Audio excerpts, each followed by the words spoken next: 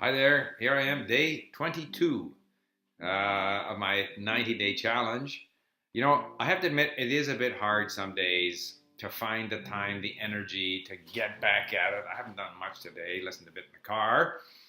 I play hockey Mondays, Wednesdays, and Fridays, which I really, really enjoy. And that eats up much of the morning. Had some meetings in the office this afternoon.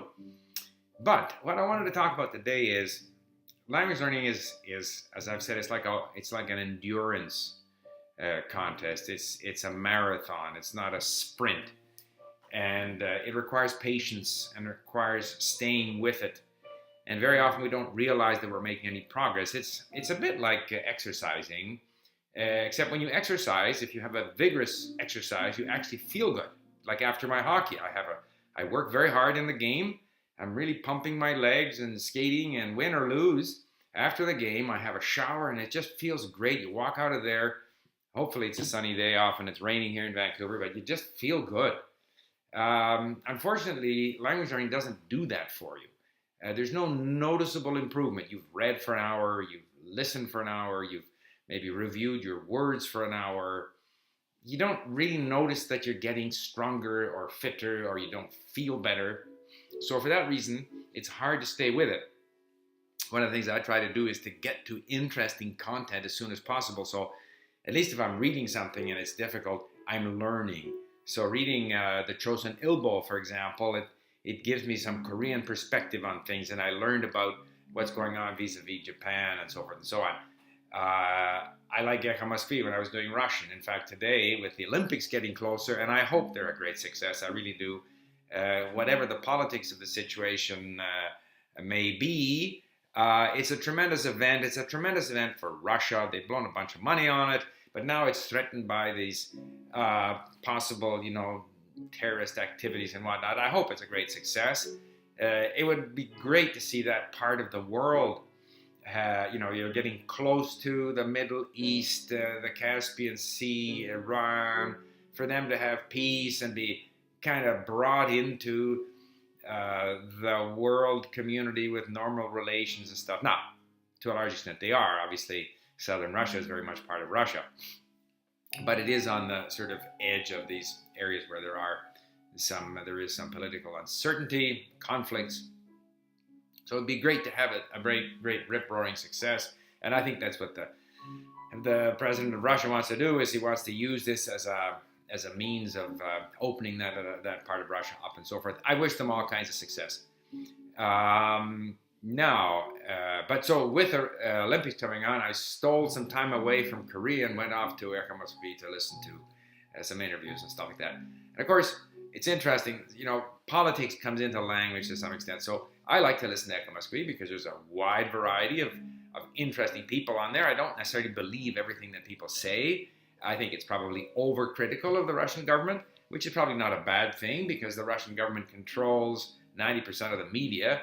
So, to have a contrary view there, tolerated by the government, by the way, is probably a good thing. But a lot of Russians don't like that I listen to Gekka Moskvi, So this guy comes at me, oh, why do you listen to Gekka Moskvi? And I say, well, it's interesting. And they've got audio and text, and it's interesting. That's all I want. Well, you must know that no patriotic Russian would listen to Gekka Moskvi. I mean, I'm not a Russian, and I'm certainly not a patriotic Russian. Do I care whether patriotic Russians listen to Gekka Moskvi? I can like the country. I don't have to be sympathetic with all of the policies of the government. It's like Japan. My wife and I love being in Japan. We have many good Japanese friends and so forth. When their prime minister goes around saying that the term invasion has yet to be defined, we don't quite know what that means as it applies to the Japanese invasion of China and Korea and so forth. I mean, I don't have to be in sympathy with that position. The term invasion is very well understood. Granted, in English, it has a little more neutral meaning, whereas the Chinre or Shinryaku has more of a sense of an aggressive invasion than the word in English, but it was that too. I mean, by the same token, so was the English or British presence in India and so forth. So there's a lot of things you can say about the circumstances that made Japan an imperialist country, following on the footsteps of European imperialists, but to deny that, in fact, they did invade China, Korea is just childish. I can't imagine why the Japanese prime minister is going around saying these things. Anyway, but reading Chosun Ilbo, I get into all of these things, which I find interesting. A lot of people don't like to talk about politics. I do. In fact, I would much rather ramble here on politics than on language learning. But I'm going to bring it back to language learning. So as I started to say, language learning is an endurance contest. You have to stay with it.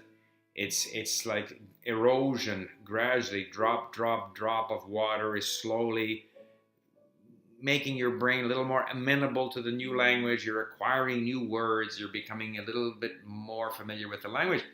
And so here I am. Yesterday, I put up 15 minutes of my discussion with my Korean tutor. Now, in the last 21 days, I've been averaging at least 3 hours a day of Korean. Listening, reading, and vocabulary review, and the occasional review of grammar rules. Essentially reading and listening. I've spoken for maybe a total of 2.5 hours. However, there is no doubt in my mind, and Ju Hyun said the same, my ability to speak, to express myself in Korean has improved noticeably, just after 3 weeks, has improved noticeably compared to when we last spoke. And that basically all comes from those 3 weeks of intensive input-based learning.